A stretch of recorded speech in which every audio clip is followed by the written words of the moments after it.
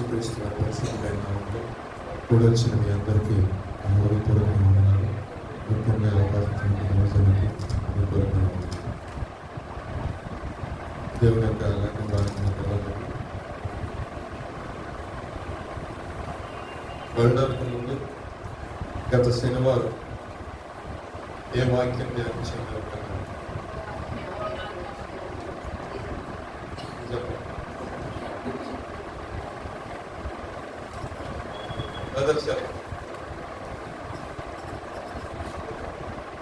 ఎందుకంటే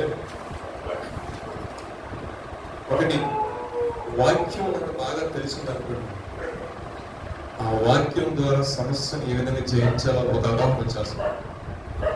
యేసుప్రభు గారు సశరీరుడుగా ఉన్న దినాల్లో ఆయన అరణ్యంలో వెళ్ళినప్పుడు అపవాది వచ్చి నానా రకాల ప్రశ్నలు వేసి ఈ రకంగా ఉంది కదా పరిశుద్ధ గ్రంథంలో, నువ్వు ఎక్కడి నుంచి దూకు, ఈ దేవదూతలు వచ్చి నేను పట్టుకుంటే కదా ఉంది కదా అన్నప్పుడు యేసుప్రభు గారు చాలా సున్నితంగా ఏం చేశారండి? దూకేశారా? ఏం చేశారు? గద్దించారు, వెళ్ళి నీ ప్రభువును సూచించారు. సో నేను ఎందుకని చెప్పిన వాక్యాన్ని మరలా అడుగుతానంటే, నా పని అది. మీరు ఏమన్నారు? నా పని అది. మీరు విని ఈ వారంలో గుర్తుపెట్టుకొని నెక్స్ట్ వీక్ మర్చిపోకుండా నాకు ఇష్టం.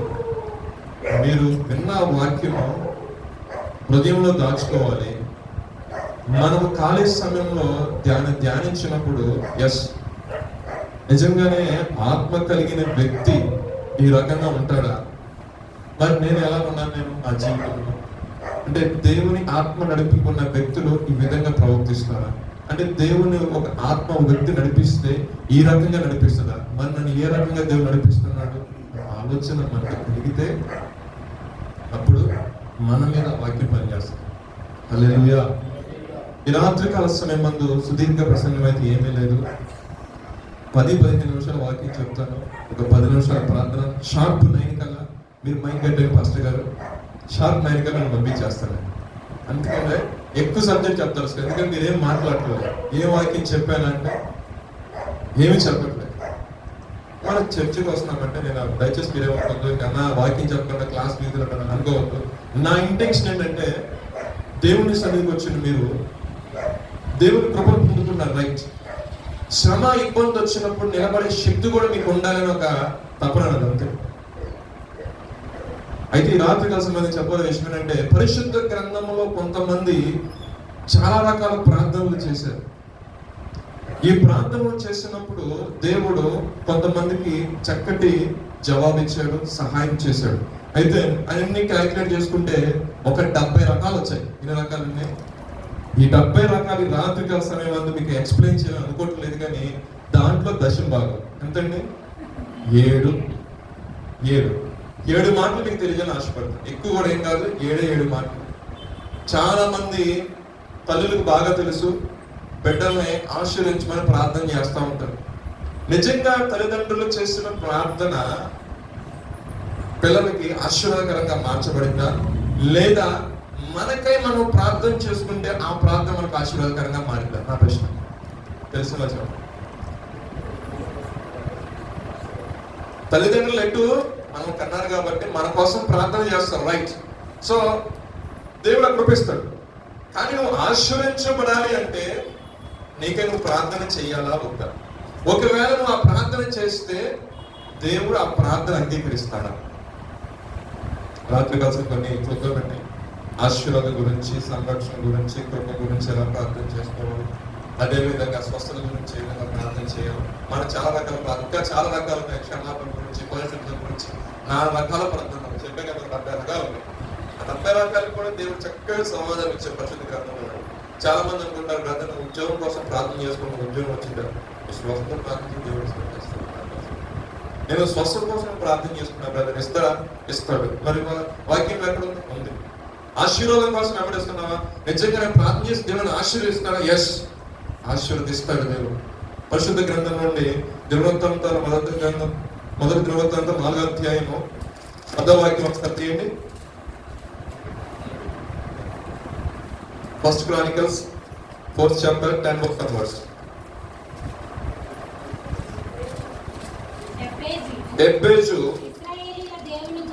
ఇశ్రాయేలీయుల దేవుని గూర్చి మొరపెట్టి నీవు నన్ను నిశ్చయముగా ఆశీర్వదించి నా సరిహద్దును విశాలపరచి నీ చెయ్యి నాకు తోడుగా ఉండ దయచేసి దానిలో నుండి నన్ను తప్పించుము అని ప్రార్థింపగా అతడు మనవి చేసిన దానిని అతనికి దయచేసి దేవునికి స్తోత్రం. హల్లెలూయా.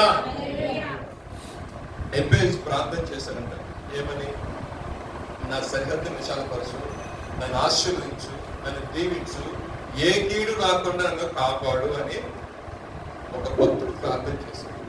ప్రార్థన చేస్తే దేవుడు ఏం చేశాడంటే ఆ మనల్ని ఆలకించి ఉన్నాడు. ఎబ్బేజు అనే మాటకు అర్థం ఏంటంటే వేదన. అంటే వేదన తల్లి తనకి జన్మ ఇచ్చిన తర్వాత నేను బహు వేదనతో వీడిని కన్నాను కాబట్టి వీడికి వేదన పెట్టించింది. అంటే ఎబ్బేజు అనే మాటకు అర్థం ఏంటంటే వేదన. కడుపును పుట్టిన తల్లే ఆ విధంగా పెట్టిన దేవుడు ఆశ్రయించడం మానేడా నా ప్రశ్న. కొన్ని సందర్భాల్లో నేను రీసెంట్ గా సాక్ష్యం ఏంటంటే యేసు ప్రభువుని నమ్ముకున్నందుకండి మా ఇంట్లో వాళ్ళు అంటే ఇలాగ అన్నారండి. ఎవరు అంటే పర్లేదండి, మా అమ్మగారు ఇలాగ అన్నారండి. కొన్ని సిచ్యువేషన్స్ లో పరిస్థితులు ఆ రకంగా వచ్చిన నా దేవుడికి నువ్వు మొరపెట్టినప్పుడు నా దేవుడు ఏం చేస్తాడంటే ఆశీర్వదిస్తాడు. ఆశీర్వించడమే మాత్రమే కాదండి, ఎవరైతే ఏ నోటితో అన్నారో వాళ్ళ ఎదురుకుండా నేను దీవిస్తాడు, నిన్ను ఘనపరుస్తాడు. ఎబ్బేజు యొక్క జీవితంలో చూసినట్లయితే నిజంగా దేవుని సన్నిధిలో ప్రార్థన చేసుకున్నాడు. ఇశ్రాయేలు దేవునికి మొరపెట్టినప్పుడు దేవుడు ఏం చేశాడంటే అతనికి మనమే ఆలకించాడు. అంటే నువ్వు ఆశీర్వదించమని నువ్వు ప్రార్థన చేస్తే ఈ రాత్రి కలిసి చెప్పాల్సిన ఒక విషయం ఏంటంటే మనము అడగాలి మన నోటితో, ప్రభువును ఆశీర్వదించు, ఏ కీడు దరి చేరకుండా నాకు సహాయం చెయ్యి. ఇగో ఈ యొక్క సరిహద్దులు నేను ఉన్నా కదా, ఈ బౌండరీస్ లో నన్ను కొంచెం ఎక్స్పాండ్ అంటే అన్ని విషయాల్లో, భూపాల విషయంలోను, గర్భాల విషయంలోను, పశు సంపద విషయంలోను, అన్నిటి విషయాల్లో మనము ఆయన్ని అడగాలి. మీరు అంటారు అడగతో వివరంగా నేను అరగంట కూర్చొని నా ఆఫీసులో వచ్చేసి అరగంట కూర్చొని 9:30 అయింది. మా ఆవిడ వచ్చి అరగంట అన్నం తింటారా అండి, నేనే బయటికి వెళ్ళి భోజనం పెడతానండి. మీకు చెప్తున్నా మామూలుగా ఇదివరకు అంటే ఇప్పుడు అమ్మ కదండి ఆ సామెతను ఎట్ట మార్చారంటే అమ్మ దగ్గర నుంచి వచ్చాం, రైట్ అర్థమైంది మీ పాయింట్. అమ్మ దగ్గర నుంచి వచ్చామంటే మా అమ్మగారు ఎక్కడ ఉన్నారు వేరే ప్లేస్ లో. సో ఇక్కడికి వచ్చిన తర్వాత ఎవరు తీసుకోవాలి, ఏదైనా భోజనం అంటే ఎందుకు చెప్తారంటే మనము మన నోటితో అడగాలి. అడగకపోతే అమ్మ కూడా నాకు తెలిసిన సామెత, లోపల ఉన్న సామెత. అయితే మ్యారేజ్ అయిన తర్వాత ఇప్పుడు అర్థమైంది, మ్యారేజ్ అయిన తర్వాత తల్లిదండ్రులను పిలిచి దేవుడు ఎవరిని ఇస్తాడు తోడుగా భార్య చూస్తాడు. కానీ వాళ్ళు కూడా ఏంటంటే ఆమె ఏం చేయట్లా, మామూలు కూర్చుంది కుటుంబానికి ఒళ్ళో పెట్టి కూర్చుని కానీ వెళ్ళి అడిగారు. సందర్భం చెప్పలేని చెప్తున్నా, మనం మన యొక్క జీవితంలో ఒక ఆశీర్వాదంగా ఒక దీవెనగా మనం చూడాలంటే మనము నోరు తెరిచి ప్రభు దగ్గర అడగాలి. అది మన ఇంట్రెస్ట్ ఆయన మనకు కనపరుస్తున్నాడు. మనకి ఇంట్రెస్ట్ లేకుండా వచ్చామా వెళ్ళిపోయామంటే ఇస్తున్న వాక్యము కూడా నీ హృదయంలోకి రాదు. జస్ట్ వచ్చామా నన్ను పాటలు పాడామా, మన తోటి సహోదరులు వచ్చారా, లేదంటే బ్రదర్ ప్రశాంత్ ఫిలిపాన్ గారు మంచి వర్షం చేసి దాన్ని ఇన్వాల్వ్ అంతవరకు ఉంటుంది. అది కూడా ఎంతసేపు అపవాదం సేపు ఉంటుంది, కొంత సమయం ఉంటుంది. కానీ అపవాద అగ్నిబాణాలు వేసేటప్పుడు నీలో వాక్యం లేకపోయింది అనుకోండి, నీలో విశ్వాసమే లేకపోయింది అనుకోండి, నువ్వు ఆశీర్వాదానికి కారణభూతులుగా ఎన్నటికి కూడా నువ్వు మార్చబడవు. నువ్వు ఆశీర్వాదానికి కారణభూతులుగా నీ యొక్క జీవితం నీ కుటుంబం మార్చబడాలంటే ఫస్ట్ ఆఫ్ ఆల్ మనము దేవుడి సన్నిధిలో వారిని ఆశీర్వదించు, దీవించు. శత్రులు అనేక మంది ఉండొచ్చు, నా అనుకున్న వల్ల సహాయం చేయకపోవచ్చు, ఏదైనా జరగవచ్చు. కానీ నా ప్రభువునిగా నువ్వు సహాయం అడిగితే, నా ప్రభువునిగా ఆశీర్వించమని అడిగితే అది మనుషుల వల్ల వచ్చే ఆశీర్వాదం కాదండి. మనుషులు చూడ కొంతమందిని వాడు అభివృద్ధి అయిన సహాయం చేస్తారు, వాడు బాగా అభివృద్ధి ఈక్వల్ రేంజ్ వచ్చేసిన తర్వాత సహాయం చేయడం ఆపేస్తాడు. ఫర్ ఎగ్జాంపుల్ చెప్తాను, ఒక ఎగ్జాంపుల్ చెప్తాను. ఐటీ ఇండస్ట్రీ తీసుకున్నాం. ఐటీ ఇండస్ట్రీలో నువ్వు ఫ్రెషర్ అయ్యానప్పుడు అందరూ హెల్ప్ చేస్తారు. 5 years వచ్చే టీమ్ లీడ్ అయింది. టీమ్ లీడ్ పడేటప్పుడు ఏమవుతుంది, ఖచ్చితంగా టీమ్ లీడ్ హెల్ప్ చేయడం మానేస్తాడు. ఎందుకని చెప్పండి. ఎందుకనంటే నువ్వు గొప్పలు అయిపోయావు అనుకో, రేపు పొద్దున ఆమె డెలివరీ క్లినిక్ కూర్చున్నావు అనుకో, ఈ టీం లీడ్కి ఇబ్బందిగా. అంటే మనుషుల ద్వారా వచ్చే ఆశీర్వాదం కాదు. నీకు ఎగ్జాంపుల్ అర్థం చెప్పాను, ఎందుకంటే మీరు బీటెక్ చేశారు టెక్నికల్ పీపుల్ కాబట్టి. సో థింగ్ ఏంటంటే మనుషుల ద్వారా వచ్చే ఆశీర్వాదం కొంత మట్టుకే. ఎప్పుడైతే ఆ మనిషితో ఈక్వల్ అవుతున్నావో ఆ మనిషి లోపల అనేది ఒక మత్సరం అనేది వస్తూ ఉంటుంది. సో దేవుడు ఆశ్రయించడం మొదలు పెట్టారు అనుకోండి, అది ఎన్నడికి అది ఆశీర్వాదం. బేజంలో జీవితంలో దేవుడు అద్భుతకరంగా చేసిన ప్రార్థన ఆలకించారు, అద్భుతకరంగా ఆశ్రయించారు. అదే దినవృత్తాంతాలు 18 అధ్యాయంలో 31 వాక్యం తీసినట్లయితే అక్కడ మనకు ఒక రాజు కనపడతాడు. యోధ జనాంగానికి ఒక రాజు కనపడతాడు, ఆయన యెహోషాపాతు. 18 అధ్యాయం 31 వాక్యం. కనబడుతోనే రథాధిపతులు అతడు ఇశ్రాయేలు రాజు అనుకొని యుద్ధం చేయడకు అతని చుట్టుకొని కానీ యెహోషాపాతు మొరపెట్టినందున యెహోవా అతనికి సహాయం చేసి యెహోవా అతనికి చూడండి, ఇక్కడ ఆయన మొరపెడుతున్నాడు అంటే దేవునికి ప్రార్థన చేస్తాడు. ఆ సందర్భం మీకు ఎక్స్ప్లెయిన్ చేస్తాను చూడండి. ఇశ్రాయేలు రాజు యోధా రాజు కలిసి సిరియా రాజుతో యుద్ధం చేస్తున్న సందర్భం అది. ఆ సందర్భంలో ఇశ్రాయేలు రాజు యుద్ధానికి వెళ్ళిపోయే ముందు ఆ సంస్థల్లో ఉన్న ఒక దైవజనుడు ఒక ప్రవక్తతో ఏం చెప్పాడంటే, ఇశ్రాయేలు రాజు ఇప్పుడు నీ యుద్ధానికి వెళ్ళకు, ఒకవేళ యుద్ధానికి వెళ్ళామనుకో నీకు నష్టమే వాటిల్లుతుంది అన్నప్పటికీ ఆయన ఏంటి నన్ను యుద్ధానికి వెళ్ళొద్దంటావా అంటే కింద నీకు అర్థమయ్యే భాషలో చెప్తున్నా అంటావా, అసలు నీ ద్వారా దేవుడు నిజం పలికిస్తున్న తర్వాత చూద్దామంటే అంటే అయ్యా నీకు యుద్ధానికి వెళ్తే తిరిగి రావయ్యా బాబు అని చెప్తుంటే అతను బంధించి పక్కన పెట్టండి, నేను వచ్చిందని సంగతి చూస్తాను. ఇప్పుడు ఆ ప్రవక్త అంటాడు నువ్వు తిరిగి రావయ్యా అని చెప్తాడు. జరిగిన సందర్భం ఏంటంటే ఆ సిరియా దేశపు రాజు వచ్చాడు కదా, ఆయన ఏమని ఆర్డర్ చేశారు తెలుసా, అక్కడ వస్తున్న యుద్ధంలో సైనికులతో పెట్టుకోకండి, తర్వాత సైన్యాధిపతులతో మీకు వద్దు, మీ టార్గెట్ ఎవరైనా ఉండాలి ఇశ్రాయేలు రాజు టార్గెట్, అందరినీ పైన తిరుగుతున్నాను. ఒక నియమం ఉంటుంది, సైనికుడితోనే పోరాటం చేయాలి. ఓకే, సైన్యాధిపతి ఇంకా అధిపతులు ఉంటారు కదా, శతాధిపతులు ఈ అందరూ ఉంటారు కదా, వాళ్ళు ఆ నియమం ప్రకారం వాళ్ళతో యుద్ధం చేస్తారు, రాజుతో యుద్ధం చేస్తాడు. కానీ ఇక్కడ వచ్చేసరికి ఏమన్నాడు చూడండి, మీరు అందరూ వెళ్ళిపోయి ఇశ్రాయేలు రాజును పడుకున్నారు అంతే. ఈ ఇశ్రాయేలు రాజుతో పాటు ఎవరు లేరంటే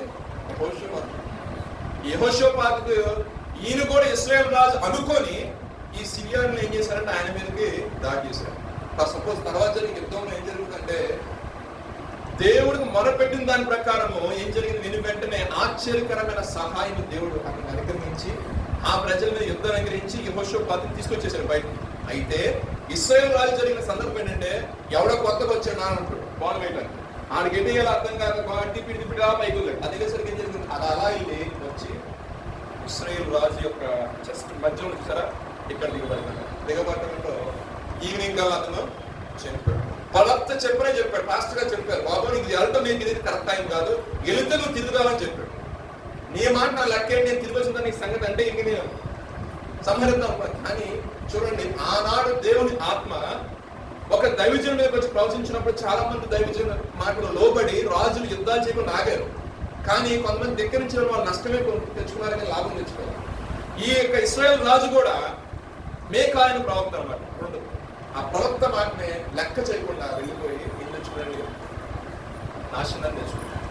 గురు చూడక ఎవడేసారు రాయబడిన మాటను ఎంతో చదువుతాడు. గురు చూడకుండానే అతను సంధించిన దాని ప్రకారం చనిపోవడం జరిగింది. అయితే ఈ సందర్భంలో యెహోషాపాతు మీద కూడా వీళ్ళు వెళ్ళిన తర్వాత రియలైజ్ ఏమనంటే ఇతను ఇశ్రాయేలు రాజు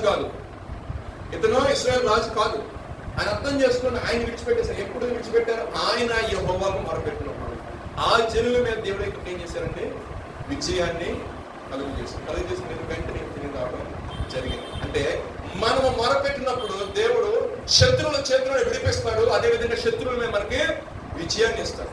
దేవుడు తన యొక్క ప్రత్యక్షత వేరేలా ఉంటుందండి. మనం అనుకున్నట్టు దేవుడికి ప్రత్యక్షత. ఒక ఆయన వచ్చేసి పాస్టర్ గారు ఇంకేముంది మన రాజులందరూ వచ్చేసారు మన మీద మనం చూడండి దెబ్బలాగా వేసారంటే ప్రభువా మీరు కళ్ళు తెరవన్నారు. తెలిసిన తర్వాత చూసేసరికి అగ్ని రథాలు కనపడింది. నేను అంటాను ఈ సిరియన్స్కి ఏం కనపడిందో వాడు పారిపోయారు. పరిశుద్ధ గ్రంథం సెలవిస్తుంది, తాను ఏర్పరచుకున్న వాడిని, తన చిత్తంలో ఉన్నవాడిని, తన మొరపెట్టిన వాడిని అంట దేవుడు ఎట్టి సమస్యలోంచి అనేసి తప్పించిన సమగ్రాడు. దేవుడికి స్తోత్రం, హల్లెలూయా. కానీ ప్రార్థించే మనకు అదే నమ్మకం, అదే విశ్వాసం. ఏదో మామూలుగా వచ్చి ప్రార్థన చేసి వెళ్ళిపోతాం. అందుకని పట్టుదల కలిగి, ఆసక్తి కలిగి, పూర్ణ మనసుతోనో పూర్ణ బలంతో దేవుని గణపరుస్తూ ఉండాలి, దేవుని ఆరాధిస్తూ ఉండాలి, దేవుని మొరపెడుతున్నాం. అప్పుడు మన యొక్క జీవితాల్లో విజయాలను చూస్తాం. నిజంగా ఇప్పుడు నేను మామూలుగా చాలా తేలిగా చెప్పాను. నిజంగా ఒక్కసారి మీకై మీరు ఊహించుకోండి, అలాగా మన మీదకి వస్తున్నప్పుడు, ఆ మరణపు ఉరులు మన చుట్టుకుని ఆవరిస్తున్నప్పుడు, ఆ పరిస్థితిలో ఎవరు సహాయం లేకపోయినప్పుడు మనం ఏమైపోతామంటే, రైట్ టైంలో ఆయన కలిగింది నన్ను కాపాడే తమ్ముల నాయకుడు, నన్ను కాపాడే వ్యక్తి, ఇట్టి పరిస్థితుల్లో ఉండి విడిపించగల వ్యక్తి ఒకే ఒకడు, ఆయనే జీవముడు. ఆయన మాత్రమే సాధ్యం అనుకున్నాడు. ఆయనకి మొదలుపెట్టాడు దేవుడు. అలా తీసుకొచ్చి సమస్యలు చుట్టేస్తూ ఉంటాయి, సమస్యలు తలెత్తుకునే జ్ఞాపకం. కానీ మన విశ్వాసం ఉంటే ఇప్పుడు కూడా ఇది సరిపోదు. ఇటువంటి విషయాలు జ్ఞాపకం చేసుకోవాలి. ఒకసారి మీకే మీరు ఊహించుకోండి, ఆ సిచ్యుయేషన్ ఒకసారి ఊహించుకోండి. మనకి ప్రతికూలమైన పరిస్థితి వచ్చినప్పుడు ఈ మాటలు జ్ఞాపకం చేసుకోండి, ఈ మాటలు జ్ఞాపకం చేసుకోండి. యెహోషాపాతును దేవుడు ఏ విధంగా అయితే సహాయం చేసి తప్పించి విజయాన్ని ఇచ్చాడో, నీకున్న సమస్య వచ్చినప్పుడు ఈ మాటను తలపోసుకొని ధైర్యం తెచ్చుకొని, ప్రభా ఆనాడు యెహోషాపాతు విషయంలో సహాయం చేసిన తండ్రి నా జీవితంలో సహాయం చేయండి. అది ఆ వాక్యం మనం నిలబడాలి. అలా ప్రార్థించే విధంలో మనం వెళ్ళాలి, సంఘాలు వెళ్ళాలి. ఏదైనా సిచ్యువేషన్ వచ్చినప్పుడు కంగారు పడిపోవడం కాదు, నిలబడి వాక్యం ఆయన ఉంటాడు. నీ నిమిత్తం కాదు బాబు, నీ నిమిత్తం కాదు, దావీదు నిమిత్తము ఈ యొక్క యెరూషలేము ప్రాంతాన్ని కాపాడుతున్నారు. ఎక్కడ ఈ సందర్భం ఎక్కడండి? సెన్హెరీబు వచ్చినప్పుడు, ఉజ్జియా మొదలుపెట్టినప్పుడు ఆ ప్రార్థనకి ఇచ్చాడు, నేను ఏర్పరుచుకున్న నా ప్రియమైన సేవకుడు దావీదు నిమిత్తం ఈ పట్టణాన్ని కాపాడు దేవదూతను నింపాడు. అంటే కొన్నిసార్లు మనం చేసే ప్రార్థన దేవుడికి చాలా వేగం, కానీ కొన్ని సందర్భాలు ఎత్తిపెట్టాడు. అబ్రహాము దేవుడు, ఇస్సాకు దేవుడు, యాకోబు దేవుడు. అవునుగా మీరు ప్రార్థన చేసినప్పుడు అంటున్నారా, ఏమన్నా మాట అంటున్నారా? లేదంటే యేసయ్యా స్తోత్రం ఆయన ఇదిగో ఇప్పుడు దాకా బాగా కాపాడారు స్తోత్రం ఆమె. ఆ ప్రార్థన చేస్తే దాంట్లో మనం ప్రార్థన కూర్చుంటప్పుడు ఒక ప్రిపరేషన్తో కూర్చోవాలి. ప్రార్థన వెళ్తున్నప్పుడు ఫోన్ సైడ్ లో పెట్టేసుకోవాలంటే ఆ టైంలో గాలి సైతం కూడా అప్పుడే వస్తాయి ఫోన్ కాల్స్ మొత్తం. కొన్ని విషయాలు మనం చాలా దేవుడితో మాట్లాడుతున్నాం. సంభాషణ ఎవరితో ఉంటుంది, మన రిలేషన్షిప్ ఎవరితో ఉంటుంది, మనము నడిచే నడవడిక ఆయనకి ఇష్టకరంగా ఉంటుంది. అవన్నింటినీ మన కంపెనీ మనం పరిచయం చేసుకోవడానికి టైం సరిపోతుంది. బిజినెస్ కెళ్ళి కదండి, రిపోర్ట్ చేస్తామండి, ఆశీర్వాదండి నేను పని నుంచి వచ్చిందే కొన్ని అయిపోతుందండి, ఇంకేం ప్రార్థన చేసుకుంటామంటే మరి ఆశీర్వాదం రావాలని అడుగుతుంది. నేను అంటే అలా చేయకపోతే రావాలని అంటున్నా. ఆశీర్వాదంలో కారణభూతులను మార్చబడాలి అంటే నా పాయింట్ మీరు అర్థం చేసుకోండి. మీరు కేవలం ఆశ్రయించబడమే కాన్సెప్ట్ కాదు, ఆశీర్వాదంలో కారణభూతులను మార్చబడాలి. రాబో తరం వరకు నీ పిల్లలు చెప్పుకోవాలి నీ గురించి. ఆ పరిస్థితుల్లో ఏం సిచ్యువేషన్ అయినా సరే, ఏది మానుకుని తింటాం మానేసి సరే, ఒక అరగంట గంట పాటు ఇంట్లో వాడు అలా ప్రార్థన చేసుకునేవాడు. మాకున్న సమస్య మొత్తం ప్రభావాలు పెట్టి తర్వాత ఇటువంటి ప్రార్థన జీవితం ఉందనుకోండి, ఏం చేస్తున్నట్టు నువ్వు ఒక ఫౌండేషన్ వేస్తున్నావు నీ కుటుంబానికి, ఒక ఫౌండేషన్ నువ్వు తయారు చేస్తున్నావు. ఆ ఫౌండేషన్ ఏమాత్రం వేసిన ఫౌండేషన్ దేవుడు కట్టుకుంటా వస్తావు. ప్రాపర్ ఫౌండేషన్ లేకపోతే. సో ఇప్పుడు చెప్పే మాటలు అంటే సమస్య వచ్చినప్పుడు యెహోషాపాతుకు దేవుడు ఏదైనా సహాయం చేసి విజయం ఇచ్చేవాడు. మన యొక్క జీవితంలో కూడా సహాయం చేస్తాం. ఇంకో పాయింట్ చూద్దామండి. అదే దినవృత్తాంతాల 2వ దినవృత్తాంతాలు 20వ అధ్యాయం 5 వాక్యాలు చదవండి ఒకసారి. యెహోషాపాతు యెహోవా మందిరములో సత్యశాల ఎదుట సమాజంలో కూడిన యూదా యెరూషలేముల జనుల మధ్య నిలబడి మా పితరుల దేవ, ఇందాక మనం మాట్లాడు, మా పితరులు అంటే ఎవరు? పితరులు అంటే మాట్లాడుకున్న ఎవరు? అబ్రహాము గారు, ఇస్సాకు గారు, యాకోబు గారు, వారి సంతానం, ఈ సంతానం, ఇంట్లో గొడవ సంతానం, ఇంట్లో ఆయన మొత్తాలు ఎవరైనా మా పితరుల దేవ. చదువు. యెహోవా నీవు ఆకాశమందు దేవుడవై ఉన్నావు, ఆకాశమందు దేవుడవై ఉన్నావు, అన్యజనుల రాజ్యంలో రాజ్యం ఏలువాడవు నీవే, నీవు బాహుబలం గలవాడవు, పరాక్రమం గలవాడవు, నిన్ను ఎదురించుట ఎవరికి నీ బలం చాలదు. నీ జనులైన ఇశ్రాయేలుల ఎదుట నుండి ఈ దేశపు కాపురస్తులను తోలివేసి నీ స్నేహితుడిని అబ్రాహాము యొక్క సంతతికి దీనికి శాశ్వతంగా ఇచ్చిన మా దేవుడవు నీవే. వారు అందులో నివాసం చేసి చదువుకుంటూ వస్తే ఆయన ఫస్ట్ ఆఫ్ ఆల్ ప్రేయర్ చేసినప్పుడు నాకు ఇచ్చే ప్రమాణం కూడా ఒకసారి అన్ని తలపోస్తాడు. అయ్యా మా పితరులకు సహాయం చేసావు, ఐగుప్తులను తీసుకుని వచ్చావు, చెరసలను తీసుకుని వచ్చావు. ఎందుకని యెహోషాపాతు ప్రార్థన చేస్తున్నాడు? అసలు యెహోషాపాతు ఎక్కడ ప్రార్థన చేస్తున్నాడు? అధ్యాయం స్టార్టింగ్ అవ్వండి ఒకసారి, ఎందుకు చేస్తున్నాడు అర్థం. ఇది అయిన తర్వాత మోయాబీయులను అమ్మోనీయులను మేయోనీయులు కొందరును దండెత్తి కొందరు దండెత్తి యెహోషాపాతు మీదకి వచ్చింది. అందరూ దేవుడు ఏదో ఊపిరి పీల్చుకుని ఇచ్చాడు రా బాబు, దేవుడు కుటుంబాన్ని జైలు పొందాము, వచ్చి కూర్చుందాము అనుకున్నాడు. అనుకుని కొన్ని రోజులకే 3 బ్యాచ్లు వచ్చాయి ఒక్కరిని జయించడానికి. ఎన్ని బ్యాచ్లు అండి? 3 బ్యాచ్లు వచ్చాయి. ఈ 3 బ్యాచ్లు ఈయన జయించడానికి శక్తి లేదు, ఈయన దగ్గర బలం లేదు, ఈయన దగ్గర అటువంటి ఆ జనులందరినీ జయించే సైన్యము లేదు. కానీ ఈయన ఏం చేశాడు సార్? సైన్యంలో కలిపితే ఆయన ఎక్కడేమో తెలుసా, దేవుని దేవాలయం అనబడే స్థలంలో ఉండి ఈ మాటలన్నీ పలుకుతున్నాడు. పలకడం మాత్రమే కాకుండా ఇంకా చూసుకున్నట్లయితే 11-12 వాక్యం చదవండి. మా దేవా, నీవు వారికి తీర్పు తీర్చవా?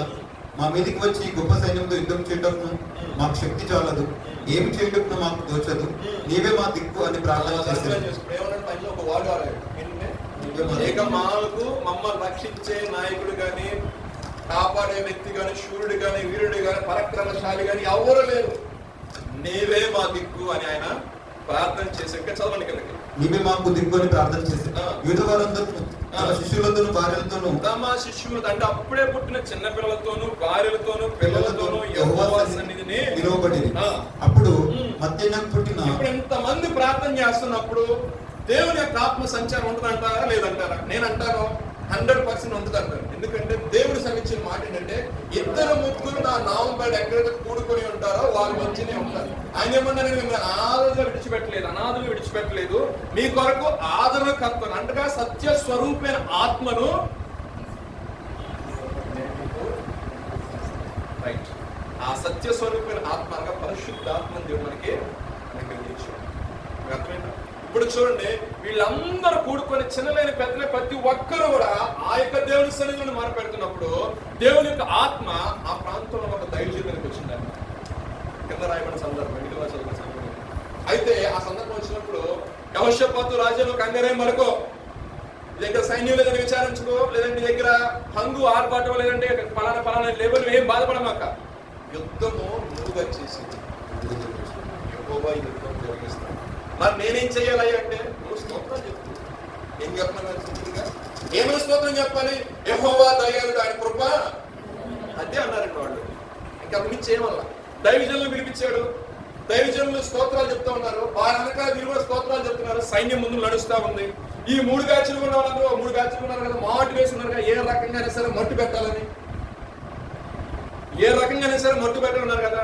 అయితే ఈ బ్యాచ్ లో వాళ్ళు మరి ఏ బ్యాచ్ లో అదే కూడా బ్యాచ్ లో గడవడ్డాడు, అటే కూడా ఇటే కూడా మొత్తం 3 కూడా తన్నుకున్నారు, పొడుచుకున్నారు, అందరూ చచ్చిపోయారు. వీళ్ళు వెళ్తున్నారు ఏమని? యెహోవా దయాళుడు అని కృప. ఎందుకంటే యాజకుని మాట వినాలి కదా, యాజకుని మాట వినాలి కదా. ఈ యాజకుల్ని వెంట పెట్టుకొని యాజకులతో స్తోత్రాలు చెల్లించుకుంటూ వెళ్తున్నప్పుడు ఒక్క నిమిషం ఆ పాయింట్ ఇక్కడ రాయబడి ఉంది. 21 వాక్యం చదవండి. జనులకు హెచ్చరిక చేసిన తర్వాత యెహోవాను స్తుతించుటకును గాయకులను ఏర్పరిచి వారు పరిశుద్ధాలంకరములు ధరించి సైన్యంలో ముందర నడుచు యెహోవా కృప నిరంతరం ఉండును, ఆయనను స్తుతించుడి అని స్తోత్రం చేయుటకు వారు నియమించును. వారు పాడుటకును స్తుతించుటకు మొదలు పెట్టగా యెహోవా యూదా వారి మీదకి వచ్చిన అమ్మోనీల మీదను మోయాబీల మీదను షేరు మన్యవాసుల మీదను మాటుగాండ్రును పెట్టెను గనుక వారు హతులైరు. వాళ్ళకి ఏం జరిగింది? దేవుడు ఆ యొక్క ప్రాంతాన్ని సంరక్షించున్నాడు లేదా అంటే, ఒక రాజు మొరపెట్టినప్పుడు రాజుతో పాటు ఆ సంస్థానంలో అందరూ కూడా దేవుడి సన్నిధిలోకి వచ్చేవాడు. ఎక్కడికి వచ్చారండి? ఎళ్ళకడ కూర్చొని మొరపెట్టల. ఎక్కడికి వచ్చారు వీళ్ళు? దేవుడి సన్నిధిలోకి వచ్చి పాలించి చనిపెట్టడం కూడా తీసుకొచ్చారు. లేక అందరూ తీసుకొచ్చి వాళ్ళందరూ కూడా మొరపెట్టినప్పుడు దేవుడు ఏం చేశాడంటే గొప్ప విజయాన్ని ఇచ్చి వాళ్ళందరినీ కూడా ఆయన సంరక్షించి. ఈ విషయం అర్థం చేసిన విషయం ఏంటంటే, దేవుడు విజయం ఇచ్చాడు. అంతకుముందు చాప్టర్లో మాట్లాడినప్పుడు ఇప్పుడు ఏం చేశాడు? తన యొక్క రాజ్యాన్ని ఏం చేశాడు? దేవుడు సంరక్షణ. నువ్వు ప్రార్థన చేస్తే నీ కుటుంబాన్ని ఆయన సంరక్షిస్తాడు, కాపాడుతాడు. నువ్వు ప్రార్థన చేస్తే దేవుడి సన్నిధికి వచ్చి నమ్మకంగా దేవుడి సన్నిధిలో నువ్వు నమ్మకంగా ఉంటే నీ కుటుంబం కూడా ఆశ్రయించబడదు, నీ జీవితము ఆశ్రయించబడదు. దేవుడికి ఇచ్చే విషయంలో కావచ్చు, దేవుడి యొక్క ఇచ్చే విషయం అంటే మీరు డబ్బులు అనుకోకండి. నీ హృదయం మొదల. ఆయన దగ్గర డబ్బులు లేవా? ఆయన దగ్గర కానుకలు లేవా? ఆయన దగ్గర నీ కోళ్ళు మేకలు ఎద్దులు ఏమి లేవా? ఆయన ఏమంటున్నాడు? అన్నిటికంటే ముఖ్యం నీ హృదయం నాకు కావాల్సింది. ఎందుకంటే ఆ హృదయం ఆయనకి ఇస్తాడంట. ఆ హృదయం ఆయన యొక్క దేవాలయం పెడతాడంట. మన దేహాన్ని ఎలా మార్చుకుంటాడంటే ఆయన యొక్క దేవాలయంగా మార్చుకొని ఆ గుండె గుడిగా ఆయన నుంచి కూర్చుంటాడు. అది దేవుడు ఆశపడ్డాడు. అంటే నిన్ను చూస్తున్నా డైరెక్ట్ గా యేసు ప్రభువుని చూసినట్టే ఉండాలి. మన మాటలను, మన తలంపులను, మన ఆలోచనలను మా నడవడికలోనూ అన్నింటిలో కూడా ఎవరు కనపడాలండి? సాక్షాత్ ఆ ప్రభువుని ప్రజ్వలింపజేసే వ్యక్తి, ఆయన రిప్రజెంట్ చేసే వ్యక్తి. మీరే కదా నాకు సాక్ష్యం, నేను ఈ లోకంలో నేను వెలుగు. అప్పుడు ఎప్పుడైతే వెలుగు అక్కడికి వెళ్తుందో ఆటోమేటిక్గా చీకటి ఉంటుంది. అక్కడ మన కుటుంబంలో సంరక్షించబడాలన్నా, మనం ఏదైనా ఒక విషయంలో విజయం పొందాలన్నా మనం ఏం చేయాలంటే దేవుని సన్నిధికి రావాలి. మన పరిస్థితులు ఎలా ఉన్నా సరే ఆ రోజు మాత్రం ఎప్పుడు కూడా ఆబ్సెంట్ అవ్వదు. అందుకే యేసుప్రభు గారు వచ్చి వెళ్ళిపోయిన తర్వాత కూడా సేవ ప్రారంభించినప్పుడు యేసుప్రభు గారు ఏర్పడిన శిష్యులు కూడా సంఘముగా సమాజంగా కూడకుండా మీరు మానొద్దు అని చెప్పారు. కరాఖండి చెప్పారు. సంఘంగా సమాజం మనం కూడుకుని మనం ప్రార్థన చేసినప్పుడు గొప్ప అద్భుతమైన కార్యం జరుగుతాయి. వీళ్ళందరూ కూడుకున్న ప్రార్థన చేశారు. వాళ్ళు సంరక్షించబడమే కాదు కానీ ఇంకొక ఆశీర్వాదం వాళ్ళు పొందుకున్నారు. వీళ్ళు వెళ్ళిపోయేసరికి మొత్తం కూడా గుట్లు పడిపోయినారు. వీళ్ళంతా వాళ్ళ దగ్గర ఉన్న బంగారం, చక్కగా వెండి మొత్తం కూడా 3 దినాలు పట్టిందండి దోచుకొని రావడానికి. ఎన్ని రోజులు పట్టిందండి? 3 రోజులు. దోచుకొని మధ్య వచ్చేటప్పుడు వాళ్ళు మామూలుగా రాలా, మళ్ళీ ఉత్సాహకారాలు చేస్తూ దేవుని మహిమపరుస్తూ వచ్చారు. అంటే వీరి యొక్క జీవితం ఏదైనా స్టార్ట్ అయింది చూడండి. డే స్టార్టింగ్ లో మన జీవితాలు కూడా తెలుసా? డే స్టార్టింగ్ అంటే మన మార్నింగ్ లేవడం ఏంటో కవాలు వెళ్ళిపోయి వంటకాలకు వెళ్ళి వంట పని చేసుకోవడం కాదు. మాలాంటి ఆఫీస్కి వెళ్ళే వాళ్ళు వెళ్ళిపోయి బ్యాగ్లు ల్యాప్టాప్ చదువుకోవడం కాదు. చదువుకున్న పిల్లలు పుస్తకాలు చదువుకోవడం కాదండి. డే స్టార్టింగ్ ఒక స్తోత్రకి ప్రార్థన చేసి స్తుతుల మూలంగా ఒక దుర్గాన్ని ఆయన స్థాపిస్తాడు. స్తుతి నీ యొక్క పరిస్థితిని మార్చుతుంది కాబట్టి ఫస్ట్ దాంతో స్టార్ట్ చేయాలి. వీళ్ళు యుద్ధానికి వెళ్ళినప్పుడు ఫస్ట్ చేసిన పని ఏంటండి? స్తుతించారు. యుద్ధం అయిపోయి దోచుకొని శుభ్రంగా దేవుడు ఇచ్చిన ఆశీర్వాదం పట్టుకుని వచ్చి మళ్ళీ ఏం చేస్తున్నారు తెలుసా? కింద చదువుకుని వస్తే మళ్ళీ స్తోత్రాలు చెల్లిస్తూ ఆ ప్రాంతంలోకి, ఆ పట్టణంలోకి వచ్చారు. అప్పుడు వాళ్ళకి మిగతా ఉన్న వాళ్ళకి ఎలా ఉంటుందండి? వీళ్ళని సంతోషంగా వస్తున్నారు అప్పటికే వాళ్ళని విచారణ ఏమైపోతుంది? కొట్టువేయబడుతుంది. కుటుంబంలో అనేక రకాల విచారాలు ఉన్నప్పటికీ కూడా నీ యొక్క వ్యక్తిగత జీవితంలో ఉదయం లేచి స్తోత్రాలు చెల్లిస్తూ ప్రార్థన చేస్తూ మన డే ఎండింగ్ మన గొడవడానికి ముందు వెళ్ళి మరలా ప్రార్థన చేసి దేవుని గురించి పడుకున్నప్పుడు జనానికి నేను దాన్ని క్యారీ చేసుకోవడం, నేను డిప్రెషన్ లో పోవాలి అంటారు కదా. 99.9 మైగ్రేన్ జబ్బులు ఎందుకు వస్తున్నాయి అంటే, ఫర్ ఎగ్జాంపుల్ నేను దాన్ని సఫర్ అవుతున్నాను అనుకోండి, దాని నుంచి కాదు. మెయిన్ థింగ్ ఏంటంటే బికాస్ ఆఫ్ డిప్రెషన్. ఏమవుతుందో, ఏం జరుగుతుందో థింక్ చేయండి, దానికంటే ఎక్కువ థింక్ చేయండి. మన తల బాగుందని చెప్పి నేను తీసుకుంటే క్యాపిటల్ హాస్పిటల్ విజయవాడ పంపించాను. మొత్తం స్కాన్ చేసి అక్కడ 5 వేలు, ఏ రోగం లేదు, ఎక్కువగా ఆలోచన, ఏ రోగం లేదు నీకు, ఎక్కువగా ఆలోచన. మనం ఉండే ప్లేసే ఎక్కువ ఆలోచించు నువ్వు ఉండేది. సరే ఎట్టగా అని చెప్పేసి కొంచెం మార్చా. ఏం మార్చంటే కొంచెం ప్రార్థన పెంచాను. దేవుడు మహాత్ముడు దేవుడు ఏం చేశాడంటే నా మైండ్ రిలాక్సేషన్ ఇచ్చాడు. అదివరకు ఈ హైదరాబాద్ ప్రాంతం రావడానికి ముందు బాప్టిజం తీసుకున్న తర్వాత సేవకులు అన్నారు, చర్చి కార్యక్రమం కాబట్టి నైట్ అక్కడ కొట్టుకుంటారు, అబ్బాయి కుక్కలు అయ్యొచ్చు కొట్టుకుంటేనే చికెన్ కాబట్టి కొంచెం అందరూ తాగుకుంటున్నారు తిరుగుతారు కదా, అందులో చుట్టూ కొంచెం ఎవరికైనా ఉండే అవకాశం వచ్చి అంటే సర్లే అని ఆయన ఒక రూల్ పెట్టి ఉదయం స్తోత్ర పార్టీ వస్తుంది. మందిలో 7-8 మందిలో ఉన్నాయి. ఆ మందిలో అందరికీ ఒక్కొక్క స్తోత్రం చెప్పుకుని రావాలి. అండ్ నెక్స్ట్ అయిపోయిన తర్వాత మొత్తం మందులు క్లీన్ చేయాలి, కడగాలి, నీళ్లు పట్టాలి, మళ్ళీ ఈవినింగ్ వెళ్ళాలి, కడగాలి శుభ్రంగా, మళ్ళీ నైట్ కూర్చొని మళ్ళీ ప్రార్థన చేయాలి. ఇది ఒక 4 సంవత్సరాలు 5 సంవత్సరాలు నడిగిపోయాయి. సరే నడిగిపోయిన తర్వాత దాన్ని ప్రతిఫలం దేవుడికి స్తోత్రం. హల్లెలూయా. ఈ మాట ఎందుకు చెప్తున్నానంటే, మనము స్థుతితో స్టార్ట్ చేసామనుకోండి, అదేవిధంగా స్థుతితో ఏం చేస్తే ఆ జీవితము ఫలభరితంగా ఆశీర్వాదకరంగా మార్చబడుతుంది. యెహోషాపాతు జీవితంలో కూడా కంగారు పడకుండా ఆనందం చెందుతాడు ఈ మనిషి. దేవుడు ఆత్మగా వచ్చినప్పుడు నీ యొక్క వ్యక్తిగత జీవితంలో కంగారు ఆనందించినప్పుడు దేవుని ఆత్మ కలిగిన సహోదరుడు కావచ్చు, దైవజనుడు కానీ ఒక మాట చెప్పినప్పుడు దాన్ని కడచూలు పెట్టవాలి. దేవుడు కార్యం చేస్తాడు అన్నప్పుడు ఖచ్చితంగా చేస్తాడు. ఆ విషయం మనం నమ్మిక ఉంచాలి. నీ సేవకు నుంచి నువ్వు మాట్లాడావు కదా, నీ సేవకు నుంచి అతను మాట్లాడావు కదా. ఇదే ఏం చెప్పాలంటే, నా సేవకుడు తప్ప ఇంకెవడు అంటే దేవుడు ఏం మాట చెప్తే ఆ మాట సేవకుడు వింటాడంటే. పరిశుద్ధంగా చెప్పి నేను చెప్తున్న మాట దేవుడు ఎక్కువ మాట ఆ మాట కంటే నా సేవకుడు తప్ప ఎవడు అంటే నన్ను చూసాను నేను చెప్పిన మాట ఏం చేస్తున్నాడు, వింటున్నాడు. అదే మాట తీసుకెళ్ళి సర్వ సమాజానికి అంతే బిలీఫ్ ఉండాలి మనకి. మన దేవుడికి వస్తున్న మనం ఏంటంటే, దేవుడు నాతో మాట్లాడుతున్నప్పుడు సంరక్షిస్తున్న దేవుడు, నడిపిస్తున్న దేవుడు ఖచ్చితంగా నన్ను సంరక్షిస్తాడు, ఖచ్చితంగా నన్ను నడిపిస్తాడు. పరిస్థితులు ఏ విధంగా ఉన్నా సరే నన్ను ఆయన పోషిస్తాడు. ఆ విశ్వాసం ముందుకు వెళ్ళాలి. దేవుడికి స్తోత్రాలు. హల్లెలూయా. కింద చదువుకుంటూ వస్తే వాళ్ళు ఆనందంతో విజయోత్సవంతో ఆ బంగారం వెండి మీరు అడగచ్చు. ఎవరి పాస్టర్ గారు అంతా బాగానే చెప్పారు కానీ సారీ పాస్టర్ గారు బ్రదర్ గారు అంతా బాగానే ఉంది కానీ ఈ బంగారం వెండి కాన్సెప్ట్ ఏంటి ఎక్కడి నుంచి వచ్చింది మనకి రావచ్చు బాబు వచ్చిన వెనక్కి ఏం చేసినా యుద్ధానికి వెళ్ళి బంగారం వెండి తీసుకెళ్తారు. ఆ రోజుల్లో ఎంత బంగారం తీసుకుంటే ఆడంత గొప్ప. యుద్ధానికి వెళ్ళినప్పుడు హారాలు వజ్రాలు ఎవరికి ఎందుకు వేసుకుంటే అంత గొప్పడు. ఇంకొక మాట, వీళ్ళు పలానా ప్రాంతం మీదకి వీళ్ళు యుద్ధానికి వెళ్తున్నారు అనుకున్నప్పుడు ఇళ్ళక్కడ సొత్తు ఉంచుకునేవాళ్ళు కాదు. వీళ్ళు వెళ్ళిపోతే ఈ సొత్తు కాజీని కూడా రెడీగా ఉంటాడు కదా. మీకు అర్థమవుతుందా? మనం ఇంటికి వచ్చేటప్పుడు ఏం చేస్తాం, బలంగా తాళవేసి కొన్నిసార్లు లాగి పక్కింత లక చూస్తూ ఉండు అన్న కొంచెం చూస్తూ ఉండు, ఇప్పుడే 10 రోజుల క్యాంప్ 2 రోజుల క్యాంప్ అని చెప్తాం. అవునా కాదు? మరి నాకేం కావాల్సినప్పుడు వాళ్ళు యుద్ధానికి వెళ్తున్నప్పుడు ఇంకో ప్రాంతంలో యుద్ధం పడతారు అన్నప్పుడు ఆ బంగారు చూస్తారు వాళ్ళు అలాగా ధరించుకొని వాళ్ళు యుద్ధంలో చేస్తారు. సో అలా వచ్చిన సందర్భంలో దేవుడు చెప్పిన వాగ్దానం ప్రకారం వాళ్ళు దోచుకుంటారు. వాళ్ళు మీరు దోచుకుంటారు. ఇల్లు మామూలుగా కాదు. అందరూ బదులైపోతే వాళ్ళు మొత్తం తీసుకొని అంటే మనం ప్రార్థన చేసినప్పుడు కుటుంబ సమేతంగా ఒక సమస్య వచ్చినప్పుడు కుటుంబ సమేతంగా దేవుడి సన్నిధిలో ప్రార్థన చేసినప్పుడు ఆ సమస్యలను దేవుడు ప్రక్షాళన చేయడానికి సమర్థుడు. హల్లెలూయా.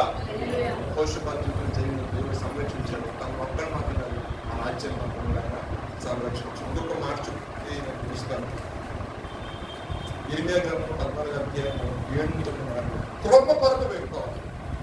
దేవుడి ఇప్పుడు తెలుసుకున్నాం సంరక్షణ కొరకు, అదేవిధంగా సహాయం కొరకు, అదేవిధంగా చూసిన ఆశీర్వాదం కొరకు చూస్తున్నాం. ఇప్పుడు ఏంటంటే దేవుని యొక్క నుండి కృప కొరకు మనం ప్రార్థన చేసుకోవాలి. చదవండి. యెహోవా 14వ అధ్యాయం 7-9 మాట. యెహోవా మా తిరుగుబాటులు అనేకములు నీకు విరోధంగా మేము పాపం చేసింది. మా దోషములు మా మీద దోషారోపణ చేయుచున్నవి. నీ నామమును బట్టి నీవే కార్యం జరిగించుము. ఇశ్రాయేలుకు ఆశ్రయుడా, కష్టకాలంలో వారికి రక్షకుడా, మా దేశంలో నీవేళ పరదేశి వలె ఉన్నావు. ఏల రాత్రి వేళను బస చేయడము గుడారము వేయు ప్రయాణిస్తుని వల్ల ఉన్నావు. భ్రమసి ఉన్న వాని వలను రక్షింపలేని సూర్యుని వల్ల నీవేలా ఉన్నావు. యెహోవా నీవు మా మధ్య ఉన్నావే, మేము నీ పేరు పెట్టబడిన వారము, మమ్ము చేయి విడవకుము. మేము నీ పేరు పెట్టబడిన వారము, మమ్మల్ని చేయి విడవకు, మమ్మను చేయి విడవకు. ఈ రకం ప్రార్థన చేశారు మీరు అంటే అడుగుతున్న అయ్యా నీ నామంలో ప్రార్థిస్తున్నాయా, నీ నామం బట్టి మా కుటుంబంగా అమలు చేసి కొన్ని త్వరగా చేసి చూసుకుంటున్నాయా, ఇక మా ఇల్లు చూపించి నమ్ముకోవడానికి బట్టి మా చేయి ప్రార్థన చేశాను. అలా ప్రార్థన చేసింది ముఖ్యంగా అది ఏంటంటే ఏమంటారు సార్, గొప్ప కొరకు విడుకోబడింది. అంటే అయ్యా నీ నామం కలుగుతున్నాను, నీ మిగిలిన ప్రజలు కలుగుతున్నాను, మా తిరుగుబాట్లు మా యొక్క పరిస్థితులు అన్నీ అసలు ఆ మాటలు వేసినట్టు తెలుసు. ఆ అధ్యాయం స్టార్టింగ్ లో ఇర్మియాకి యెహోవా ప్రత్యక్షమయ్యి కొన్ని విషయాలు చెప్పాడు. ఏంటంటే కరువు రాబోతుంది, ఇబ్బంది రాబోతుంది, కష్టకాలం అనేది రాబోతుంది అని చెప్పినప్పుడు దేవుడు కరుణావస్థలు గల దేవుడు, కరుణావస్థలు గల దేవుడు కాబట్టి మనము ఆయన యొద్దకు వెళ్ళి మనం అడిగినట్లయితే మన ఆయన కృప చూపించి మనకు సహాయం చేసే దేవుడు. అందుకని చెప్పి మేము తిరుగుబాటు చేసామయ్యా, మేము నానా రకాల తప్పులు చేసాము అంటే ఇంటికి ఏం చేస్తారు కదా, డైరెక్ట్ ఏం చేస్తారు, ఒప్పుకుంటున్నారు మొత్తం. ఆయనకి ఇప్పుడు ఒప్పుకున్నప్పుడు దేవుడు ఏం చేస్తారు, కృప చేత ఆవరిస్తారు. తర్వాత దేవుడు నిజంగా దేవుడు కాపాడు. మనం కూడా తెలియాలి ఈ సందర్భంలో చూపించుకుంటే ఇప్పుడు దాకా ఏ టైప్ ఆఫ్ స్టైల్ ప్రార్థన చేసి నాకే తెలియదు కానీ ఇప్పుడు చేసిన ప్రార్థన బ్రదర్ లాస్ట్ వచ్చిన చదవండి. నీ నామము నీ పేరు పెట్టబడిన వారము, నీ పేరు పెట్టబడిన వారము, మమ్మను చేయి విడవకు, మమ్మను ఇది అండర్లైన్ చేసుకోండి. ఈ మాట ఎప్పుడు మీరు నోటున ఉండాలి. అయ్యా నీ పేరు పెట్టబడిన వారు మా చేయి మాత్రం ఒకసారి చేయి విడిచిపెట్టామనుకో వెళ్ళిపోతాం, అగాధంలోకి వెళ్ళిపోతాం, పాతాళంలోకి వెళ్ళిపోతాం. చూడండి మన బయటికి ఏమన్నా షాప్కి వెళ్ళినప్పుడు చంటి పెట్టిన చేతికి తల్లిని పట్టుకుంటాం అమంటారు కదా. అదే చంటి పెట్టగానే తల్లిని చేతి పట్టుకున్నాను అనుకోండి, ఏమైనా చెప్పినట్టుగా వేరే బాగా అర్థమైంది. ఎగ్జాంపుల్ చెప్పడం కోసం ఏమవుతుంది, చంటి పెట్టగానే మన చేయి పట్టుకుంది అనుకోండి, ఇటు తిరిగి కూరగాయల లోపల ఈ క్యాండిడేట్ ఉండదు, మనం అక్కడ ఆ దేశంలో ఉంటాము, ఇంకేమి వెళ్ళిపోతుంది ఎత్తుకోవాలి. ఎగ్జాంపుల్ అదే చెయ్యి చంటి పాప చెయ్యి నువ్వు పట్టుకున్నావు అనుకో, ₹1,00,000 బేరం చేస్తున్నావు కూడా గంట నిలుద్దా? మరి ఎటు ఫోకస్ ఉన్నా సరే ఈ చెయ్యి అక్కడ ఏముంది, పట్టేసుకుని ఉంది అంటారు కదా. ఇక్కడ నుంచి తప్పించుకొని వెళ్ళిపోతున్న భయం కూడా లేదు. అదే ఎగ్జాంపుల్. మన యొక్క జీవితంలో ప్రభుగాని మన చెయ్యి పట్టుకున్నాను అనుకోండి, ఆయన నేర్పించాల్సిన మార్గంలో నేను రానంటే మాత్రం పోతానంటే మాత్రం పోతాను. అది మనకు ఆశీర్వాదం, అది మనకు దీవెన, అది మనకి నెమ్మది, అది మనకు సమృద్ధిని కలిగేస్తుంది. లేదు నేనే ప్రభుని గైడ్ చేస్తాను, నా ఆలోచన ప్రకారమే నడవాలి అంటే మూర్ఖుడా. ఎందుకు మూర్ఖుడు అనుకుంటుంది? నేను చెప్పిందే విన్నా, రాజు నేను చెప్పిన అసలు ఆయన ఏమంటే చెప్పండి. ఒక సంస్థానంలో ఉన్న వ్యక్తి రాజు నేను చెప్పినట్టు వాడిని రాజు ఏమనుకుంటారండి? అది ఒక పిక్చర్ అనుకోవాలి, లేదా మూర్ఖులు అనుకోవాలి, అంతే కదా. అలాగే పిచ్చోళ్ళం కదా, ఆ విషయం నాకు గ్యారంటీ తెలుసు 100%. అలాగని మూర్ఖులం కాదు, ఎందుకంటే మనం ఎక్కువ కోరుకుంటున్నానంటే ఆ చేయబడ్డ ఎందుకంటే ఎలా చెప్తారు కదా అంటే నా ప్రశాంతత అయ్యే పాటలు చేయి పట్టు చేయి పట్టు జారిపోకుండా పోకుండా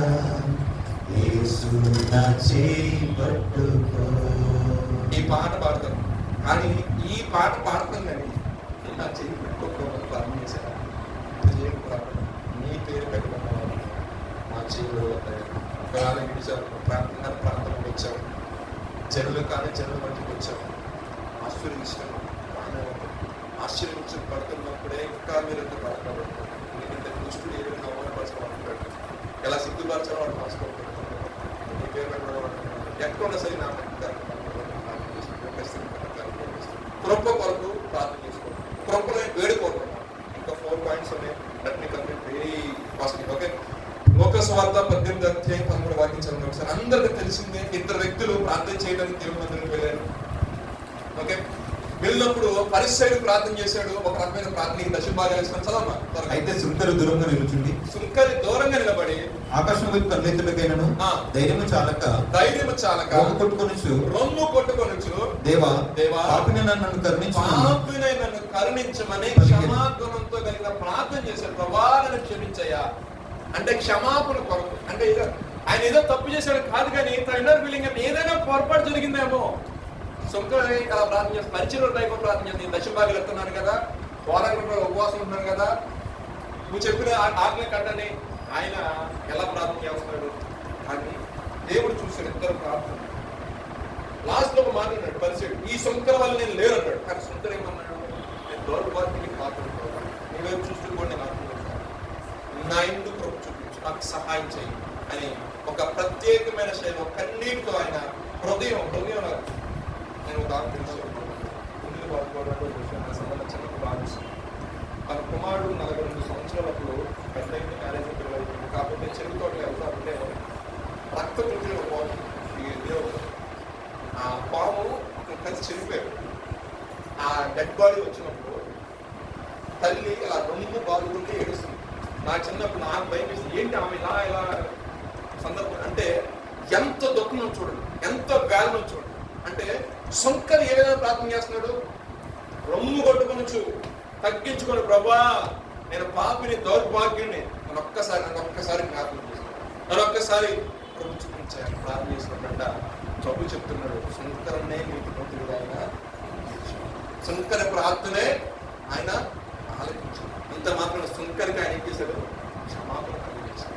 మన యొక్క వ్యక్తి జీవితంలో ఇలా తెలిసి తిరిగిన పొరపాటు జరిగిపోయి దాన్ని వావులకు వదిలేయడం కాదండి. ప్రభా దానివల్ల ఏమైనా శాపమా, దానివల్ల ఏమన్నా ఇబ్బంది ఇంకా తలవుతుందా, దానివల్ల ఏమన్నా నాకు ఇన్ ఫ్యూచర్ లో ప్రాబ్లం అయితే నేను ఒప్పుకొని విడిచిపెడుతున్నా అని పశ్చాత్తాప హృదయంతో ప్రభుత్వం ప్రార్థన చేసినప్పుడు దేవుడు ఏం చేస్తాడు? క్షమిస్తాడు, ఆశీర్వాదాన్ని. ఎందుకని మాట చెప్తానంటే పాపం మనమే నిలిచి ఉన్నప్పుడు ఆశీర్వాదం ఎన్నటికీ రాదు. పాపం అనేది క్షమించబడి పాపం నుండి మనం బయటకు వచ్చినప్పుడు ఆశీర్వాదం వెంబడిస్తుంది. యేసుప్రభు గారు ఎక్కడ అద్భుత కార్యాలు ఎక్కడ స్వస్థత చేసిన ఫస్ట్ చేసిన పని ఏంటంటే నీ పాపాలు క్షమించబడి తర్వాత వారి యొక్క జీవితంలో ఆశీర్వాదం మన జీవితంలో ప్రార్థించేటప్పుడు ప్రభు క్షమాపణ తెలుసు తెలియక నా మాట ఒకరిని మనం కొట్టకపోయినా మనం కొట్టాలనే ఆలోచన వచ్చింది ఇంక మైండ్లో. మన కన్నుల వల్ల కొన్ని సార్లు అసూయ పడతాం, మస్తలు పడతాం. ఒక దాంట్లో నేను పడిపోతాను, పరిశుద్ధి పరిస్థితి అడిగినప్పుడు క్షమిస్తాను, క్షమాపణ కోసం ప్రార్థించుకోవాలి. ఇంకో మాట చెప్తారు, మత్తయి సువార్త 8వ అధ్యాయం 5-9 వాక్యాలు చూసినట్లయితే శతాధిపతి కనపడతారు. శత అంటే 100 మంది పైన ఉన్న అధికారం వచ్చేమంటాడంటే, నా దాసుడు పక్షవాయు రోగంతో బాధపడుతున్నాడయ్యా, అతనికి స్వస్థత కావాలయ్యా అని ప్రభు దగ్గరికి వచ్చి వేడుకుంటాడు. అయితే నడు వెళ్దామనే సరే వద్దు, నీ మాట మాత్రం సెలవు. నేను రమ్మంటే కొంతమంది వస్తాను, నేను పొమ్మంటే కొంతమంది పోతాను. నేను కూడా అధికారం కలిగిన వ్యక్తినే. బట్ నేనేమన్నానంటే, జస్ట్ ఒక మాట చెప్పు, నీ దాసుడు స్వస్థ ఉంటాడు అని ఒక మాట చెప్పు. వాడు స్వస్థ ఉంటాడు. ఇస్రాయేల్ ఇస్రాయేల్ సర్వ సమాజాన్ని వెంబడిస్తూ ఉంది, యుధవారు అందరూ వెంబడిస్తూ ఉన్నారు. అందరూ చూసి ఇస్రాయేల్ చూడలేదు.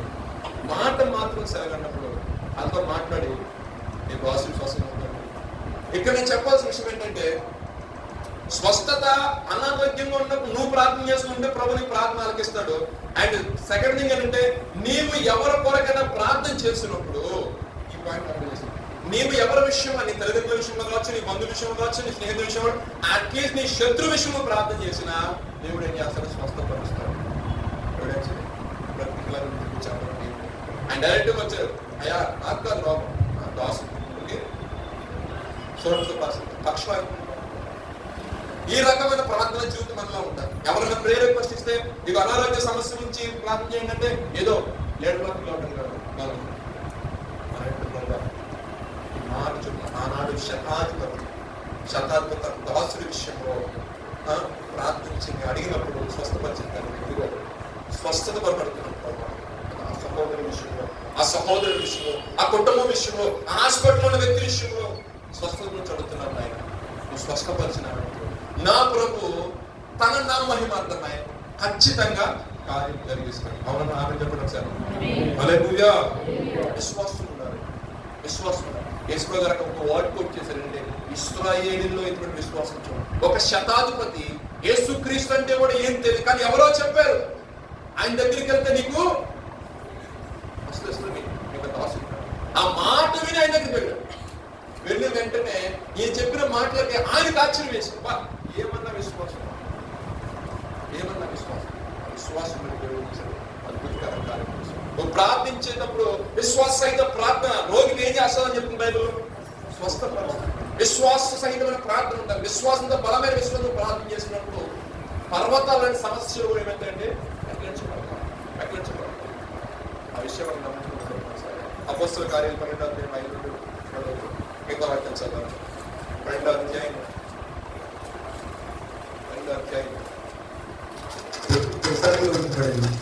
పేతురు చెరసాలలో ఉంచబడి, నేను చెప్తాను మనకు తెలిసి అందరూ తెలుసు.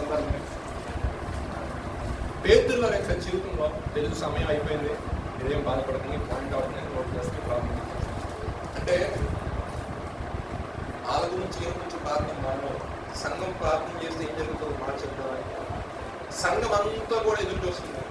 ఆనాడు రాజు అయిన హేరోదు ఏం చేశాడంటే, యాకోబుని ఖడ్గము చేత చంపించి వేశాడు. తర్వాత ఇంకా మిగతా క్రైస్తవులు కూడా ప్రబలకూడదని చెప్పేసి పేతురుని తీసుకెళ్లి చెరసల్లో పడేశాడు. పస్కా దినం కాబట్టి ఈ రోజు నాకు 2 తర్వాత కార్యక్రమం కూర్చేద్దామని ఆలోచన ఉన్నప్పుడు ఈ యొక్క పేతురు గురించి సంఘం అంతా కూడా అత్యాశక్తి కలిగి ప్రార్థన చేస్తుంది. ఒక దైవజను గురించి అత్యాశక్తి కలిగి ప్రార్థన చేస్తుంది. ఆ దైవజనం వల్ల వాళ్ళకి కలిగిన లాభమే కలిగిన నష్టం లేదు. అయితే ఆ దైవజనుడు రావాలి, మనకి మన జీవితంలో మనకి అనేక రకమైన దేవుడి గురించి బోధన చేస్తున్నారు, అతను ఆరోగ్యంగా ఉండాలి, అదేవిధంగా క్షేమకరంగా బయటకు రావాలని ప్రార్థన చేస్తున్నారు. ఓకే రైట్, ఎవరు బాగా మరి ప్రార్థన చేస్తున్నప్పుడు దేవుడు మారగాలి కదా, దేవుడు ఖచ్చితంగా కార్యం చేయాలి కదా. అంటే 2-3 ప్రార్థన చేసి ఆలకించిన దేవుడు సంఘం మొత్తం ప్రార్థన చేస్తే ఆలకించడా 100% ఆలకిస్తాను. దేవుడు ఇచ్చిన నిర్వచనం అంటారు, ఒక సాక్ష్యం లాంటిది. తీసుకెళ్ళి లోపడేసినప్పుడు దేవుని యొక్క దేవతతో దిగిందంటే దాంట్లో ఎక్కడికండి చేస్తాను.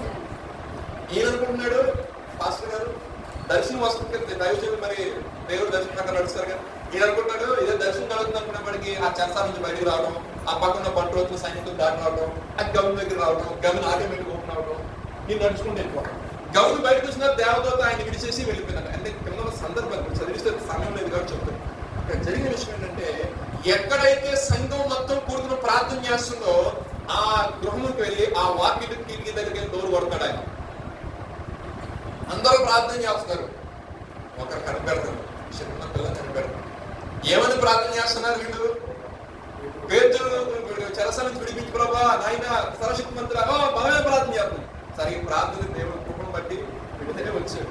ఆయన డోర్ లాక్ చేస్తుంటే ఏం దగ్గర డోర్ చూసి పేతురు కట్టాడు.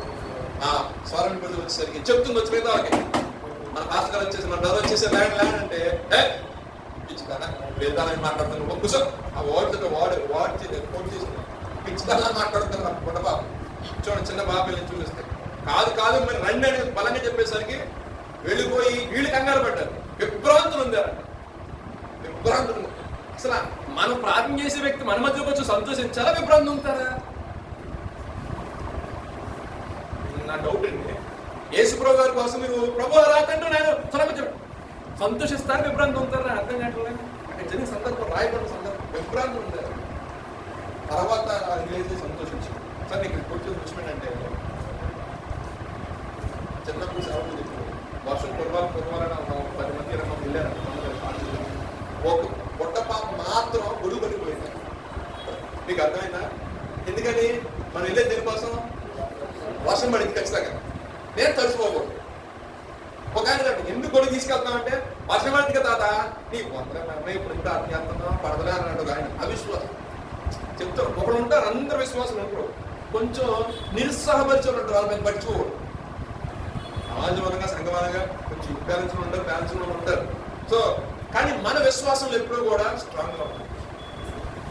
వాళ్ళు ఎదురు చూస్తున్నారు వెళ్ళారు. దేవుడు అద్భుతకరంగా సంఘంగా ప్రార్థన ఆలోచించి ఏం చేసేది పేరు జనస్థానంలో. ఇంకొక మాట చెప్పండి అందరి నుంచి మాట్లాడి వేసుకోవాలనుకుంటున్నాను. వ్యవహారం వద్ద 17 వాక్యాలు చూసినట్లయితే యేసు ప్రభు అంట తన అందరి కొరకు ప్రార్థన చేశారు. అంటే నువ్వు నాకు అనుగ్రహించిన ఈ పని నేను సంపూర్ణం చేస్తున్నాను. ఇప్పుడు వీళ్ళు వేరే ఏం లేదు, వీళ్ళందరూ కూడా నా నామం కలిగిన వారు, నన్ను ఎరిగినారు. అంటే నా ద్వారా నీ నామం మహిమపరుస్తుంది కాబట్టి నిన్ను ఎరిగిన వారు కాబట్టి వీరి విషయంలో నేను ప్రార్థన చేస్తున్నా. లోకం విషయంలో నేను ప్రార్థన చేయట్లేదు, వీరి విషయంలో నేను ప్రార్థన చేస్తున్నా. దుష్టుడు వీళ్ళ ముట్టకుండా తండ్రి అని వేసుకున్న లాస్ట్ లో ప్రేయర్ చేయడం జరిగింది. దేవుడు ఎన్నికల్లో కొద్ది మాట ఆశ్రయించి మరొక అవకాశం వచ్చినప్పుడు ఆ పాయింట్స్ క్లియర్గా ఎక్స్ప్లెయిన్ చేస్తాను. అందులో చాలా అయిపోయింది. వీకెండ్ ప్రార్థన చేసుకుని చాలా మంది చూసాం. ఆశీర్వాదం కొరకు మనం ప్రార్థన చేసుకోవాలి. అదేవిధంగా విజయం కొరకు ప్రార్థన చేసుకోవాలి. యెహోషాపాతు విషయంలో విజయం వచ్చింది. అదే సంరక్షణ కొరకు ప్రార్థన చేసుకోవాలి. సంఘం కూడా ప్రార్థించాలి. సేవకులు అదేవిధంగా స్వస్థత గురించి మనం ప్రార్థన చేసుకోవాలి. విడుదల గురించి మనం ప్రార్థన చేయాలి. సంఘం మొత్తం ప్రార్థన చేసిన దేవుడు విడిపించలేదు. అదేవిధంగా మనం క్రీస్తుని కలిగిన పర్సనల్గా సంఘ పరిశుద్ధులు అందరి కోసం ప్రార్థన చేయాలి. సంఘంగా మరొకసారి అవకాశం ఉంటుంది కాబట్టి గురించి డీటెయిల్ ఎక్స్ప్లెయిన్ చేస్తాను. ప్రభుత్వాన్ని విడుదల మాట గురించి ఆశ్చర్యించుకుంటాం. ప్రార్థన చేసుకున్నారు. చిన్న ప్రార్థన చేసుకుంటే నా వద్ద మాట్లాడుతాం. మీకై మీరు ఒకసారి ఉన్న మీరు కొన్ని నిమిషం ఇవ్వాలి. అడుగు ప్రభు ప్రభావాన్ని ఆశ్రయించు ప్రభావ నా కుటుంబాన్ని ఆశ్రయించిన ఆయన అంటే కొన్ని నిమిషం ప్రార్థన చేసుకోండి. అయ్యా నాకు విజయం కలిగి చేయి ప్రభావ అంటూ ప్రార్థన చేసుకోండి. అయ్యా నాకు సంరక్షించు ప్రభావ శత్రు భీతి నుండి శత్రు భయం నుండి నాకు ప్రభావ సంరక్షణ కలిగి చేయాలంటూ ప్రార్థన చేసుకోండి. కృప కొరకు వేడుకొని అయ్యా మా యొక్క తిరుగుబడటమే కావచ్చు, మా యొక్క అవిధేయత కావచ్చు, మా యొక్క అనాలోచనకరమైన మాటలే కావచ్చు, ఏదైనా నీకు దుఃఖాన్ని అయోసన పుట్టించిన దైవం క్షమించి నీ కృపను మా ఇళ్లలో విస్తరింప చేసి నడిపించు ప్రభావ. కృప కొరకు మీరు ప్రార్థన చేసుకోండి. అదేవిధంగా క్షమాపణ కొరకు ఏ విధంగా సుంకరి ప్రార్థన చేసే ప్రభావాన్ని క్షమించు ప్రభావ. అయా నా తండ్రి మీ సహాయాన్ని దయచేయని ప్రభు సుంకరి ఏ విధంగా ప్రార్థన చేసుకున్నారు ప్రభావాన్ని క్షమించు అంటూ దేవుడితో ప్రార్థన చేసుకో. ఆయన దేవాలయంలో 6 చేతులు ఆకాశం ఎత్తి ప్రార్థన చేశాడు. ఆ రొమ్ము కొట్టుకుంటూ అయా నన్ను క్షమించు ప్రభా, నా యొక్క దోషం అతిక్రమం తుడిచాడు, సుందర ప్రార్థన చేశాడు. అయా నా తండ్రి నేను ఘోర పాపని అంటూ ప్రార్థన చేశాడు. అన్ని విషయాల్లో నేను పడిపోయినటువంటి ప్రభా, అయా నీవేం చూసిన కొన్ని అర్హుడు కాదు, యోగ్యుడు కాదు అని ప్రార్థన చేసినప్పుడు దేవుడు అతని యొక్క మరొక విని అతని నీతి మంత్రిగా తీర్చి ఉన్నాడని సెలవిస్తుంది. క్షమాపణ కొరకు ప్రార్థన చేసుకున్నాం. అదే విధంగా శతాధిపతి వచ్చిన దాసుని యొక్క స్వస్థత కొరకు ప్రార్థన అడిగాడు. అయా నా తండ్రి ఇగో నా దాసుడు పక్షవాయువుతో బాధపడుతున్నాడు అడిగినప్పుడు విశ్వాసంతో నువ్వు మాట మాత్రం సెలవించాలన్నాడు. యేసు ప్రభువు మాట ఇచ్చిన గడియలోనే ఆ దాసుడు స్వస్థతలో ఉన్నారని లేఖనం రాయబడింది. ఆ విధంగా మన విశ్వాసంతో మన పొరుగువారి విషయంలో ఏదైతే మనం ప్రార్థన చేస్తామో దేవుడు అద్భుతంగా వారి జీవితంలో కార్యం జరిగిస్తాడు. కాబట్టి అయా స్వస్థత గురించి మేము ప్రార్థిస్తున్నాం. అయినా అయ్యా ఎవరి విషయంలో ప్రార్థిస్తున్నామో వారి విషయంలో ఆ యొక్క ప్రార్థనలో దేవుడు సహాయం చేయలాగున ప్రార్థన చేసుకుంటున్న విషయంలో కొరకు, అదేవిధంగా విడుదల కొరకు ప్రార్థన చేసుకోవాలి. సంఘము అత్యాశక్తి మీద ప్రార్థన చేస్తున్నప్పుడు చెరసాలలో ఉన్న పేతురుని దేవుడు విడుదల కలుగు చేస్తున్నాడు. ఆ రకంగా యేసు ప్రభువు సస్యమైన దినాల్లో మనందరి కోసం ఆయన ప్రార్థన చేస్తున్నాడు. ప్రార్థన ఏ విధంగా చేయాలని మనకు నేర్పించాడు. కాబట్టి ఆయన మన కొరకు 2 రకాలు రాబోతున్నాడు. కాబట్టి ఆయన ఏ విధంగా అయితే తండ్రితో మాట్లాడుతుందిగా, అయ్యా మీరందరూ కూడా అయా నా తండ్రి నేను మీ కొరకు నా గురించి పనిమంతా సంపూర్ణ చేశాడు, మీరు లోకంలో నుండి వేరు చేయబడిన జనాంగము అంటూ కొంతమంది గురించి ఆయన ప్రార్థన చేశాడు. ఆ విధంగా మనము కూడా లోకంలో నుండి వేరు చేయబడి ఉన్నాము. అదే విధంగా అనేక సకల కోటి పరిశుద్ధులు లోకం నుండి వేరు చేయబడి దేవుని కొరకు సాక్షులుగా జీవిస్తారు. కాబట్టి వారందరి గురించి కూడా మనం ప్రార్థన చేయాల్సిన బాధ్యత ఉంది. కాబట్టి ఇన్ని రకాలుగా 7 రకాల ప్రార్థనలు ఒక్కసారి మనకి వ్యక్తిగత జీవితం ప్రతి దినము అనుదినము ఆశీర్వాదం కొరకు, విజయం కొరకు, సంరక్షణ కొరకు, కృప కొరకు, క్షమాపణ కొరకు, స్వస్థత కొరకు, విడుదల కొరకు, మన తోటి సహోదరి సహోదరుల కొరకు మనం నిత్యం ప్రార్థించే వారు ఉండాలి. కాబట్టి అన్ని అంశాలు తలపోసుకుంటూ 2-3 నిమిషాలు ప్రార్థన చేసుకోండి. ప్రభు మన యొక్క వినికిడిలో మన యొక్క జీవితం ముందు నడిపించలాగా ప్రార్థన చేసుకుని వ్యక్తిగతంగా ప్రార్థన చేసుకుంటారు.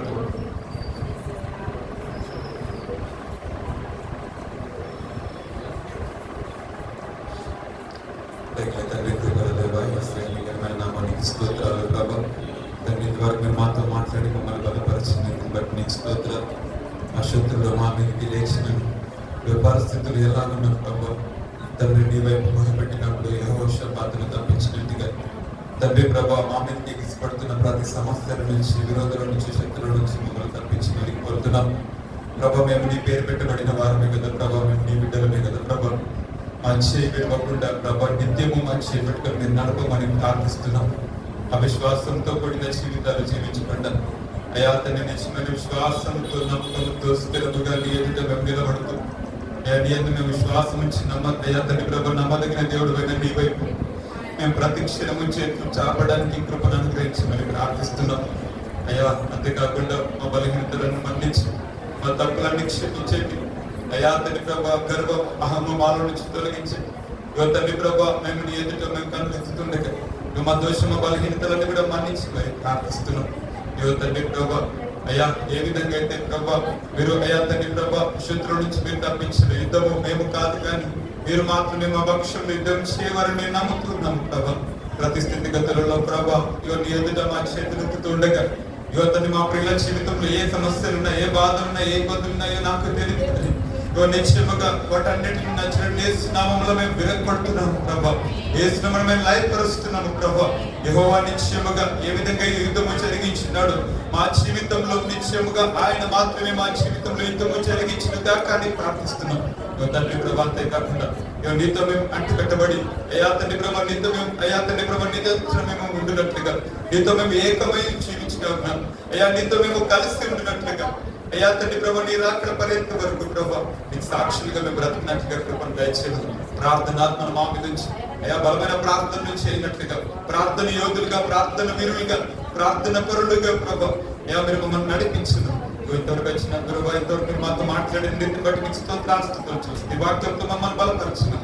యువతని వచ్చిన బ్రతుకు బిడ్డలు మీరు దీవించి ఆశీర్వదించి వారి జీవితంలో మీరే యుద్ధము జరిగించి యువతని మీరే విషయమును, ఆరోగ్యమును, స్వస్థతను, విడుదలను అయ్యా తండ్రి ప్రభా కృపను అనుగ్రహించమని నజరేయుడు యేసు నామములో ఈ ప్రార్థనని వేడుకొని పొంది ఉన్నాము మా ప్రియ పరమ తండ్రి. ఆమేన్. యేసు రక్తమే సంపూర్ణ విషయం అపవాది కలిగినంత నాశనం కలుగును గాక. యేసు నామములో స్తుతి స్తోత్రం కలుగును గాక. ఆమేన్.